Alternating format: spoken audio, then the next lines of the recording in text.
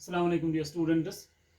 Physics का दूसरा chapter हम आज उठाने जा रहे हैं, the force and the laws of the motion. दो टर्म्स इसमें हैं, force and the laws of the motion. इस चैप्टर में एक तो हम देखेंगे फोर्स क्या है, effects of force, the types of the force, the balanced and the unbalanced forces, the three laws of the motion, Newton's first law, second law and third law of motion, concept of inertia, concept of momentum and the conservation of law of conservation of linear momentum। ये सब चीजें हम इस chapter में देखेंगे। तो starting with the force, what is force, what do you mean by the force. ये 8th में भी हमने पढ़ा है फोर्स क्या है। चलिए आज देखते हैं हम फोर्स की डेफिनेशन पहले क्या है। हम देखते हैं when we see the objects around us, the object may be either in the state of rest or they may be in the state of motion। जब आप देखते हैं अपनी सराउंडिंग्स में जो ऑब्जेक्ट्स हैं, या तो ऑब्जेक्ट रेस्ट में होगा या तो ये ऑब्जेक्ट मोशन में होगा। तो अगर ये ऑब्जेक्ट रेस्ट स्टेशनरी ऑब्जेक्ट है, अगर इसको मोशन में लाना है, क्या ये खुद मोशन में आ सकता है? नहीं। अगर कोई ऑब्जेक्ट मोशन में है ऑलरेडी, इसको रेस्ट में लाना है, क्या ये खुद रेस्ट में आ सकता है? No, never. जब हम पढ़ेंगे Newton first law of motion, तब जाके आपको पता चलेगा अगर कोई ऑब्जेक्ट रेस्ट में है तो ये हमेशा रेस्ट के ही स्टेट में रहेगा, अगर कोई ऑब्जेक्ट मोशन में है तो ये हमेशा मोशन की स्टेट में रहेगा, अनलेस एंड अनटिल कि कोई एक्सटर्नल एजेंसी आके उसका स्टेट ऑफ रेस्ट और उसका स्टेट ऑफ मोशन चेंज करे। तो ऐसा कोई भी इफेक्ट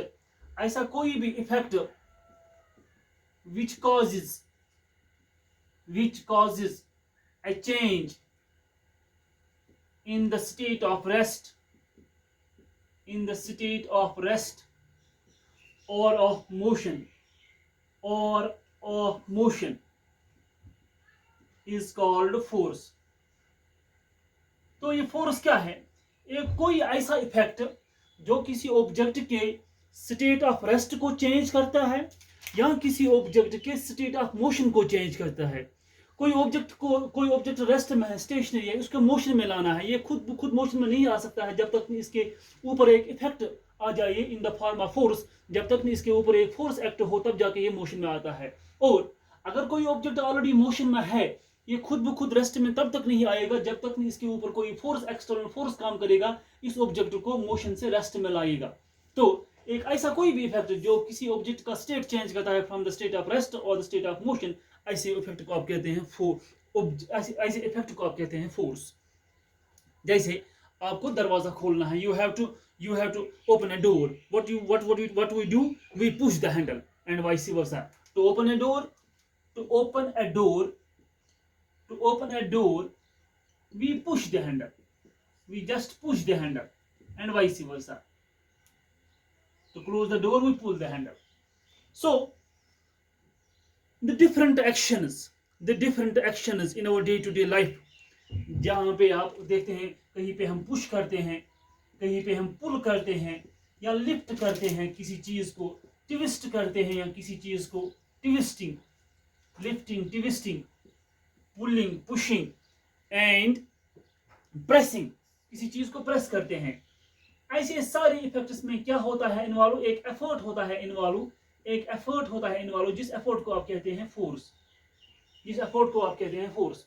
तो एक सिंपल सी डेफिनेशन जो हम फोर्स की देते हैं, एक सिंपल सी डेफिनेशन, ए पुश और pull on an object is called force. एक सिंपल सी डेफिनेशन जो हम फोर्स की देते हैं, ए पुश और pull on an object is called force. जब हम किसी ऑब्जेक्ट पे पुश करते हैं या पुल करते हैं, इसको आप कहते हैं फोर्स। तो ये जो फोर्स है, फोर्स की एक प्रॉपर्टी ये है that you can not see the force. आप फोर्स को देख नहीं सकते हैं। हाँ, आप फोर्स के इफेक्ट को देख सकते हैं, आप फोर्स के इफेक्ट को महसूस कर सकते हैं। कैसे? जैसे हम देखते हैं, यहाँ कुछ एग्जांपल हम यहाँ देंगे। we cannot see the force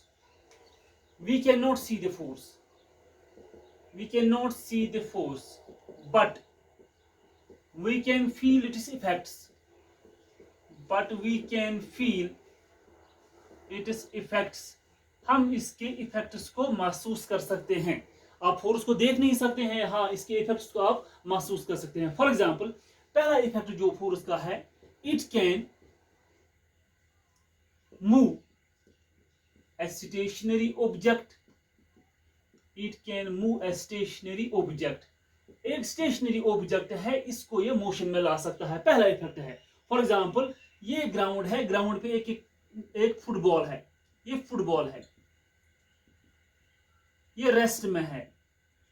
आपने इसको क्या किया, आपने इसको किक किया, you just kick the ball. जब आपने बॉल को किक किया तो बॉल क्या आ गई, मोशन में। बॉल खुद ब खुद मोशन में नहीं आ गई, आपकी किक से आ गई। तो किक क्या है आपका, वो फोर्स है। You kick the ball, you applied force on the ball in the form of a kick.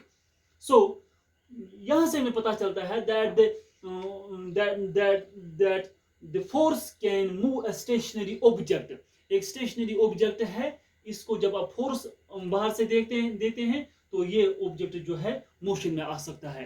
तो खुद ब खुद कोई ऑब्जेक्ट मोशन में नहीं आता है unless and until an external force acts on it and sets it up in the motion।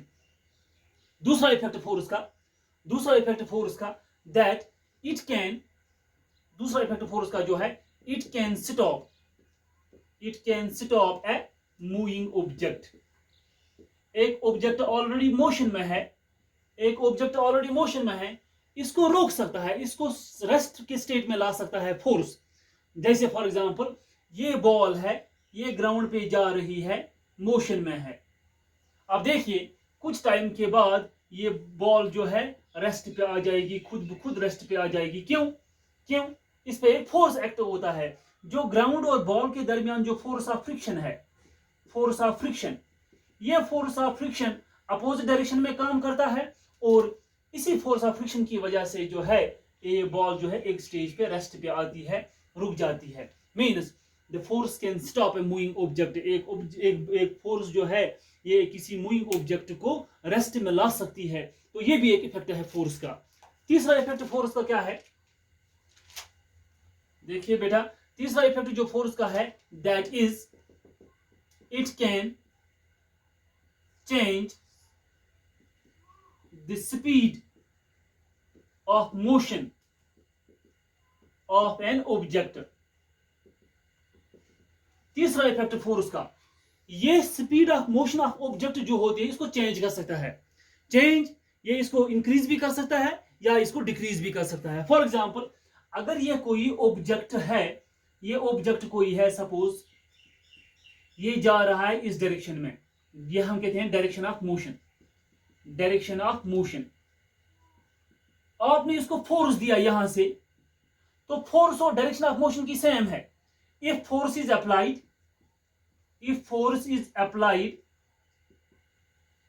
in the direction of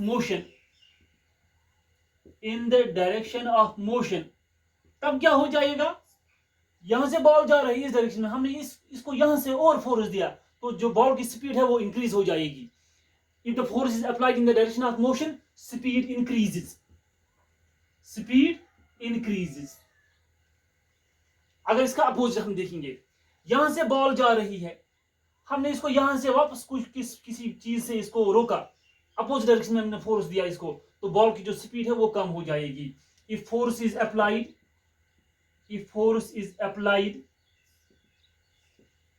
opposite to the direction of motion, तब जाके स्पीड क्या जो है, स्पीड डिक्रीजेस, स्पीड कम हो जाएगी, स्पीड डिक्रीजेस।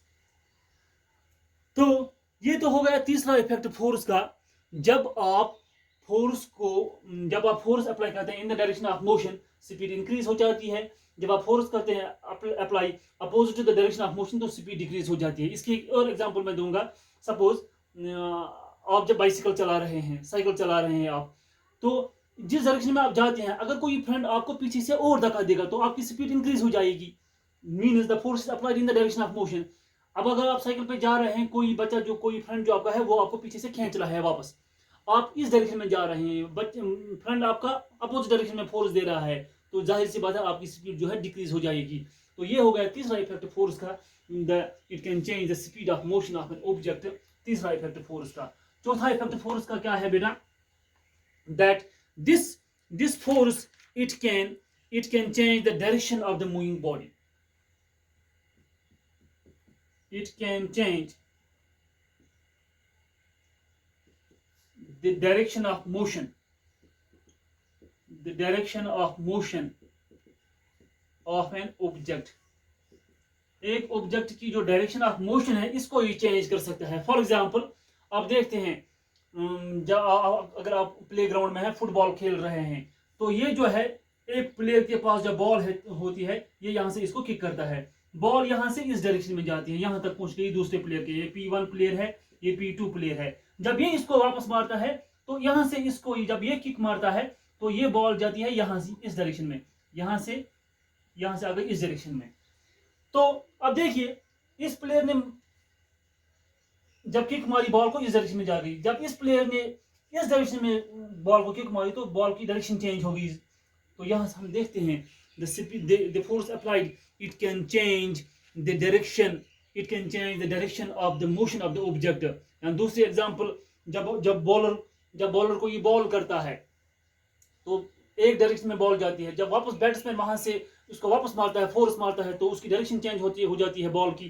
तो इस सब से हमें पता चलता है that the applied force it can change the direction of motion of the object.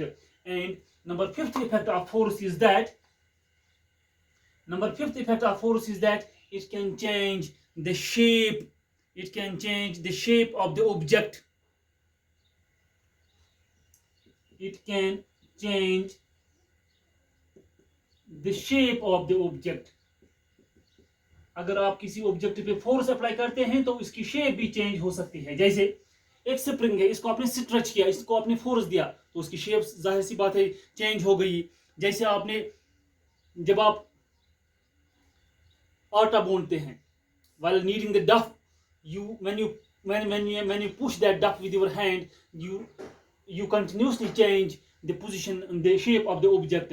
And जैसे आपके पास वो क्ले है, जब उसको आप मोल्ड करते हैं तो जितने भी उसको आप शेप देते हैं तो उस हर इफेक्ट में उसको आप जो है उसकी शेप जो है चेंज करते हैं बाय अप्लाइंग द फोर्स। या वेट क्ले जो है उससे भी आप जब मुख्तलिफ मोल्ड्स में डाल देते हैं तो आप इसके ऊपर शेप फोर्स अप्लाई करते हैं तो मुख्तलिफ शेप में मुझे आ जाती है। तो ये तो हो गई 5 इफेक्ट्स ऑफ फोर्स। कैसे जो है फोर्स को आप महसूस कर सकते हैं, फोर्स को आप देख नहीं सकते हैं बज़ाहिर, मगर इन इफेक्ट्स की वजह से आप फोर्स को जो है महसूस कर सकते हैं। In the light of these effects of the force we can define the force in an another way. अभी तक हम देखते हैं फोर्स जो है it was just a push और pull of an object, simple सी डेफिनेशन। मगर in light of these effects of the force हमारे पास एक डेफिनेशन फोर्स की है। Force it is defined as an influence which tends to set a stationary object in motion और stops a moving object. ये एक ऐसा इन्फ्लुएंस है जो एक स्टेशनरी ऑब्जेक्ट को मोशन में लाता है और मूविंग ऑब्जेक्ट को स्टॉप करता है। और it is an influence which can change the speed and direction of motion of an object. ये भी इसको आप कह सकते हैं डेफिनेशन में। Force it is an influence which can change the shape of an object. तो अगर हम सारों को भी मिलाएंगे एक ही डेफिनेशन में, force it is an influence which can change the state of rest of an object, which can set a stationary object into motion or stop a moving object. It is an influence which can change the speed of motion of an object or the direction of motion of an object, or it is an influence which can change the shape of the object. This was the introduction of the force. In next lectures we will be dealing with the different aspects of the force. Thank you.